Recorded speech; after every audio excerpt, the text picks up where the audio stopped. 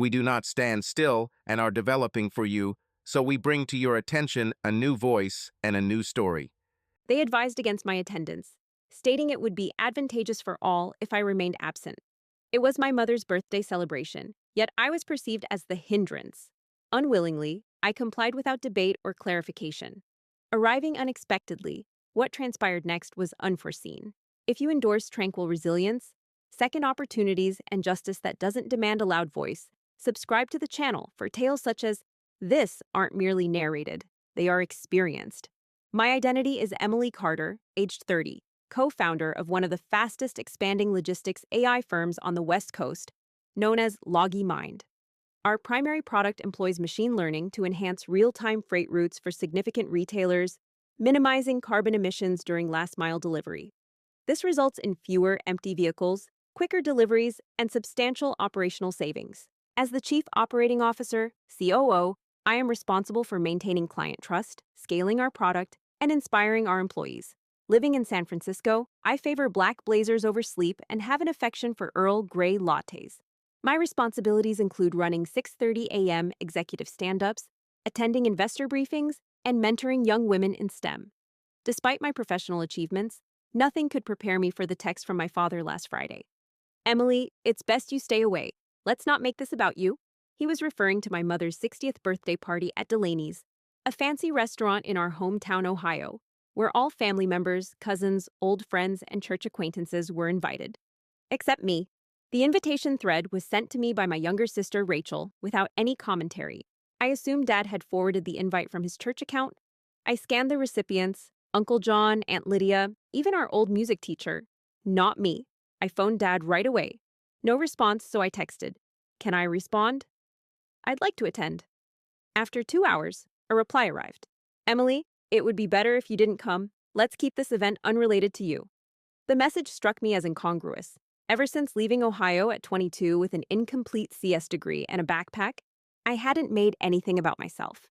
I hadn't sought financial aid, visited home less than twice a year, nor corrected him when he informed family I was dabbling in tech work in California. He believed I was still wandering aimlessly, unaware that last month I found myself in a boardroom negotiating a Series B investment round that sealed at $18 million.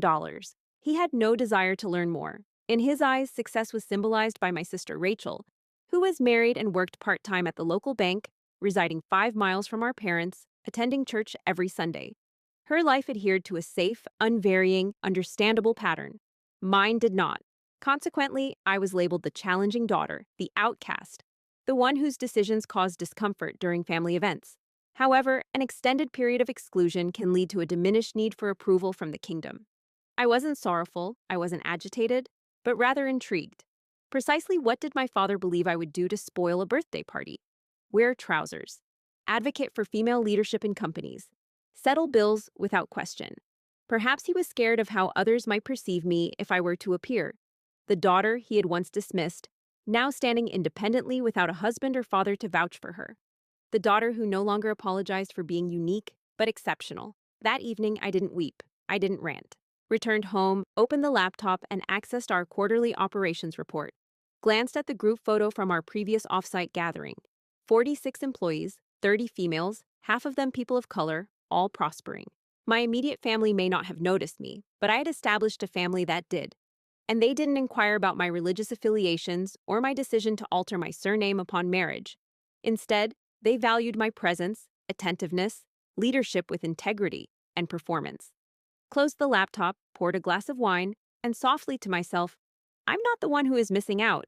Yet an inner voice hinted that the narrative wasn't complete.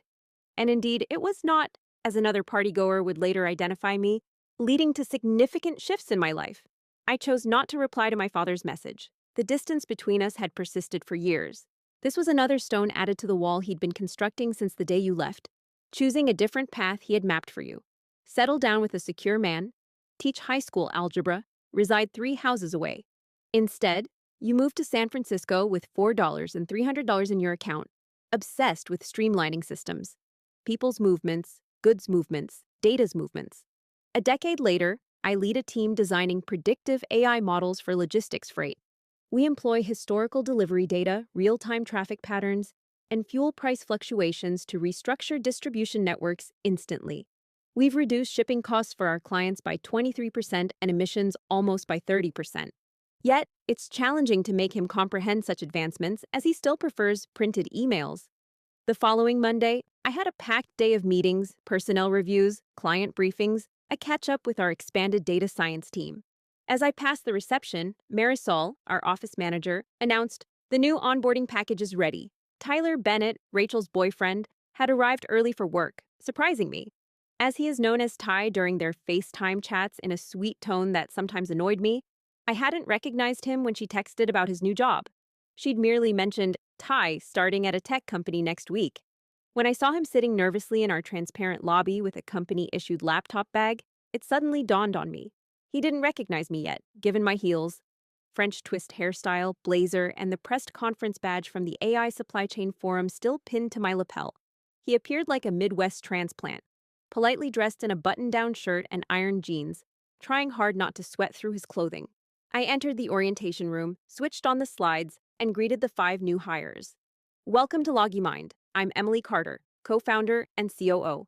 I'll guide you through our procedures, reasoning, and why we demand your utmost mental capacity." As he glanced up, our gazes locked, and an expression of recognition, astonishment, then disbelief passed over his face. He quickly regained composure, sat upright, took notes, refrained from asking simplistic questions. But I noticed a moment of surprise. Once everyone else departed for HR formalities, he hesitated.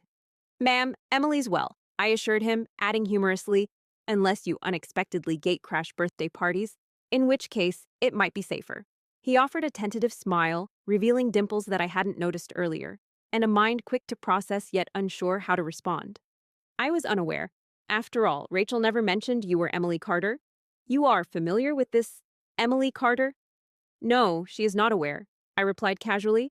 He shifted uneasily. "Is it going to be awkward having me here?" he questioned. "Only if you make it so." He released a breath as if a burden had been lifted. "All right, that's good," he said, sounding relieved. "You're doing fantastic work, and I believe you joined us with the intention of creating something other than gossip, correct?" "Absolutely." "So, welcome aboard the team. While the following weeks were largely uneventful in terms of direct interaction, your new team member was assigned to our Logistics Analytics division under Priya, one of our top-tier leaders. From her reports, he is intelligent, quick to respond, somewhat green, but shows potential for rapid growth. One evening, I happened to cross paths with him in the elevator as I was leaving. He hesitated before the doors closed. "I hope this isn't inappropriate, but may I say something?" I raised an eyebrow. "You just did," he replied with a laugh. "Well then, I simply wanted to express my admiration for how you lead. Rachel hasn't spoken much about your work, but it's evident that those around here respect you greatly. I understand now, I suppose." In response, I gave a courteous nod but remained silent. However, inside, there was a subtle change. For the first time in a while, someone from their world, which consisted of family gatherings, holiday cards, and limited perspectives, viewed me not as a failure or a warning, but as a leader. This situation was about to escalate further.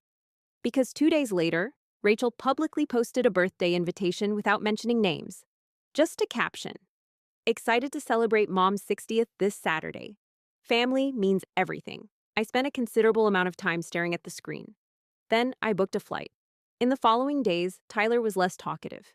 He remained professional and efficient, but there was a noticeable quietness. I assumed he was reconsidering his thoughts. It was one thing to listen to my girlfriend complain about her bossy older sister, who moved to California and seemed superior. It was another to realize that same sister now held the position of running the company, signing your paychecks. I didn't take it personally. Individuals such as Tyler are brought up to perceive power as being embodied in a tie and a deep voice. Encountering a woman who commands respect without resorting to shouting can be jarring. Yet, it must be said that he adapted swiftly. During the same week, I convened our regular leadership meeting, attended by all team leaders. The agenda was crucial. We had identified a minor inefficiency in how 2 of our algorithms prioritized data for emergency rerouting: weather conditions versus route density. For many businesses, this wouldn't be significant. However, for LoggyMind, a 0.4% drop in fleet efficiency could equate to tens of thousands of dollars in daily client losses. Our strength did not lie in coding, but rather in the accuracy of our predictive models. I succinctly outlined the problem on the board. We were experiencing overfitting in urban clusters, with our AIs excessively relying on static congestion scores and failing to account for real-time detours. Addressing Priya, I asked about her team's current correction timeframe, 4 minutes and 17 seconds. Reduce it by half. By the next sprint, I require a self-adjusting feedback system with traffic signals. Tyler, you tested the base model last week, correct? He seemed surprised being questioned in front of the management team. However, he didn't falter. Yes. And I noticed that the feedback decay rate was higher in school zones, possibly due to the frequent stop-and-go patterns. I believe we can incorporate a weighted adjustment to balance it out. I gave him a barely perceptible nod. Good. Collaborate with Priya to design it. Provide me with a draft by Tuesday. The conversation shifted, but not before I saw his expression. It wasn't triumph, it was comprehension. He might have realized for the first time that I'm more than just the leader of this company, but also its most insightful observer. Not merely a face or PR figurehead, but its operational core. In the afternoon, I encountered him in the kitchen, refilling his water bottle. He hesitated, then whispered, "I didn't know Rachel left out so much detail." I took a sip of my tea. Most people respond that way when they don't comprehend something. It's not merely that. I believe she harbors resentment towards your departure, but also towards your success. In your unique fashion, without seeking validation. Is that what she conveyed to you? He shrugged in response. She labeled you as selfish, claiming you believed yourself superior to everyone. I used to share that viewpoint, but now I perceive it differently. Our eyes met. Neither cold nor warm, just steady. When people fear things they cannot control, they label it arrogance. When they don't grasp your decisions, they call it betrayal. And when they can't keep pace, they dub you a family member. But only if you conform. He let out a sigh through his nose. Then he awkwardly steered the conversation elsewhere. I overheard there's a birthday party this weekend, so I've been informed. Are you planning to attend? I directed my gaze towards the window, where the city skyline sparkled behind veils of light. I wasn't invited. Yet, aren't you going, if I may ask? I returned a small smile. To put it simply, if I do, I won't be the uninvited guest at the party. He nodded, and his face revealed the struggle, loyalty, and changing views. However, his alliance wasn't needed. What I desired was a moment, not for retribution or acknowledgement, but simply a fleeting instant where the world that had attempted to mold me would be compelled to acknowledge reality. The girl they once disregarded had transformed into a woman they now couldn't overlook. And this moment was approaching sooner than anticipated. On Thursday morning, a Facebook post appeared.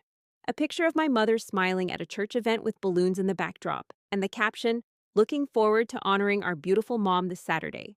At 60 years old and stronger than ever," posted by Rachel. No tags for me, no mention of my existence, just numerous comments from family members expressing their anticipation. Aunt Deb will bring her famous pie, all the cousins reunited again. All, huh? I gazed at the screen for a significant moment, then I confirmed the venue was Delaney's, the same eatery where I had celebrated my high school graduation. Known for its white tablecloths, the Maitre d' and cufflinks, and dessert menus printed on cardstock. No RSVP from me. I arranged a flight instead, not out of anger, but because it was necessary. Necessary to show them what I had transformed into, not through magazine articles or hushed stories, but in person. And most importantly, time for me to stop concealing myself. Not everything required a battle. Some truths didn't necessitate confrontation. They merely needed a crowded room and a simple statement. I arrived in Ohio the morning of the event. The air was scented with freshly cut grass and damp bark mulch. I rented a black sedan, stayed at a tranquil hotel on the outskirts of town, and quickly went over some pressing Slack messages over breakfast. Then I chose my attire, a dark green crepe suit, modest gold earrings. One of our custom-designed company pins, worn not as a show-off, but as an identifier. I checked myself in the mirror, not ostentatious, non-aggressive, yet indisputable. 15 minutes past due, I found myself at Delaney's. The hostess blinked upon hearing my name. "You're not listed, but..." She looked around, glancing into the private dining room, left rear corner. I entered amid laughter. My mother sat centrally radiant in a blue silk blouse, father beside her, beaming with pride. Rachel was to her right, her hair styled perfectly flanked by a line of cousins. Tyler was near the end, sipping from a water glass quietly. As everyone noticed me, the room fell silent. A few awkward nods, a couple of bewildered gazes followed. Then my father leaned back in his chair. "Well," he announced audibly. "Seems our late guest finally decided to make an appearance." The jest was there, but the room's tension was palpable. I disregarded him, made a beeline for my mother, placed a slender white envelope in her hand, and said, "Happy birthday, Mom." She seemed taken aback, gradually opened the envelope. Inside were 2 premium tickets to Paris. Her jaw dropped. "Emily, you've never been before. Now you will." She placed her hand over her heart. Her voice trembled. "I don't know what to say." My father sneered. "Quite the act. Still all about yourself, it seems." Before I could reply, a voice boomed from the end of the table, resolute and clear. "It wasn't about herself. She gave your wife an incredibly thoughtful gift." Everyone turned. It was Tyler. He stood there with his glass staring at my father. "She just gave your wife one of the most considerate gifts I've ever seen." Then, addressing the room, his voice rising. "And by the way, for those who don't know, this is Emily Carter, co-founder and COO of Loggy Mind. Yes, she's not just my superior at the company I recently joined. She was the very reason I sought this job." A fork clattered, and my aunt blinked in surprise. The room fell silent then. "That's correct. The tech firm I have joined now. She isn't merely my boss. She was my motivation for wanting the job initially." Father turned noticeably pale. "Perhaps instead of delivering passive-aggressive remarks," Tyler stated, "we could express gratitude for your presence or, at minimum, show some regard." He then took his seat. The room seemed heavy with tension, like smoke hanging in the air. I glanced at my mother. "I won't be staying long. Just wanted to see you smile." She touched my hand gently. "I'm happy you came." I surveyed the room one last time. Faces bore awe, puzzlement, and shame. Rachel avoided eye contact. My father remained silent. I left the room in silence, my footsteps echoing softly against the tile. No disputes, no rage, only clarity. Occasionally, just one phrase from the right individual at the perfect time can alter things drastically. I didn't anticipate anything following my departure from Delaney's. No dramatic departures, no phone calls, just the tranquil quietness of knowing a moment had transpired. And none of them would ever be able to erase it from their minds. That night in my hotel room, I discarded my heels, requested a Cobb salad via room service, and booted up my laptop. The Q2 reports were impressive. Investor comments were straightforward. A LinkedIn message from an Amazon logistics VP emerged, requesting coffee the following week. I confirmed. Life went on as usual, but inside me, something had changed. I'd attended that party anticipating nothing more than accepting my own rejection. Instead, I observed a sort of emotional seismic event. A public admission, yet also a quiet adjustment. The next day, my phone signaled. "Mom." A text. "Emily, can we meet privately?" I provided the hotel address. She arrived an hour later carrying a small container of lemon bars, her signature treat. She examined the room as if seeing my life for the first time. "You've always preferred clean surroundings," she whispered. "And you've always had a sweet tooth," I countered. She smiled. Then her expression turned grave. I wasn't aware of Paris or the company or any other details. In response to her unasked question, I replied plainly, "I'm voicing it now." Thus, I shared with her my tales of ramen diet and flawed inventions, the initial round of angel financing, the restless nights spent fixing server glitches, the exhilaration of securing our first major client, about steering a team that didn't merely respect me, but had faith in me. She didn't feign interest like someone waiting for her turn to speak, but listened with eyes sparkling. "I apologize," she admitted eventually. "We failed to provide the space for you to grow. We tried to maintain control so we could comprehend you. It's understandable." "No," she shook her head. "It isn't. But I'm striving for improvement." We remained silent for a while. She sought permission to visit San Francisco. I consented. We didn't discuss Dad. However, when she departed, she glanced back at the door. He's not as frosty as he appears. He merely lacks the ability to admit his mistakes. I acknowledged with a nod but remained silent. At times, silence carries more weight than forgiveness. The following unanticipated call arrived from Rachel. A week passed, finding me in the office scrutinizing UI wireframes when her name popped up on my screen. I contemplated ignoring it, but eventually picked up. "Hello," she began promptly. "I'm unsure why I'm calling, or maybe I am. It transpired that Tyler didn't need to inform you. The incident was visible to all. Yet it wasn't the incident that left an impression, rather what followed. I remained silent while he continued to extol your virtues, your readiness, composure, and leadership abilities." Her voice trembled slightly. Suddenly, it dawned on me. I had never seen you like this before. I didn't want to see it because if you were strong, my resentment of you made me feel small. I took a deep breath. You're not small, Rachel. You're just finding your way, as we all are. I'm sorry for not inquiring about your life earlier and for making things easy for you to avoid. She let out a sharp exhalation, as if a heavy burden had been lifted. Mother wishes to visit you. I believe I do too. You're welcome, both of you. Before she ended the call, she added something unexpected. I am proud of you, Emily, not merely for achieving success, but so as not to exacerbate my feelings of inferiority for not being like you. That night, I extracted the sealed letter from my luggage, the one that was untouched, from Dad. It had been left at the hotel counter when I checked out, written by hand, no sender's address, containing a single page. Emily on. You turned out to be different than what I envisioned. Perhaps better. Nanny and I don't know how to apologize for all the ways I underestimated you. Maybe I don't deserve to, but your mother tells me that you are constructing something genuine, and I trust her. You have always been tenacious. I misinterpreted it as defiance. It turns out it was vision. No dar or dad signature. No affectionate closing, yet also no denial. However, this lack of denial was sufficient. Because some triumphs don't necessitate trophies, they simply require truth. That summer, I purchased my first house in Marin County, a sunlit modern dwelling nestled amidst redwoods with a panoramic view of the bay and ample room to accommodate both colleagues and solitude. The day I arrived, my team presented me with a gift, a framed canvas print of a quote I had said during a late-night strategy meeting, half laughing, half serious, built so well they can't look away. It now hangs above a smaller frame in my study.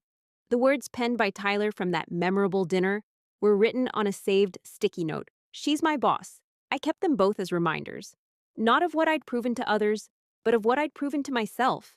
That I didn't have to be loud to be heard, didn't have to win by tearing others down, didn't need approval to be powerful. 5 years later, my mother turned 65 and the celebration was held at my house. The patio was illuminated with fairy lights. My chef prepared her favorite crab cakes, champagne was kept cool, Rachel brought the cake, Tyler presented a slideshow of family photographs, and my father attended. Initially, he didn't say much, just sat quietly in the corner, observing. As the night drew to a close and folks retired indoors, he approached me on the deck with hands tucked into his pockets, eyes scanning the twilight. "You've constructed something," he said. "Something genuine." I remained silent. He regarded me not as he once did, scrutinizing for imperfections, but as if encountering a stranger he was now willing to understand. I felt apprehensive. Fearful he acknowledged our separation. Afraid you'd move on. Yet, you didn't abandon us. We were the ones who pushed you away, and yet you created a space where we could reconnect.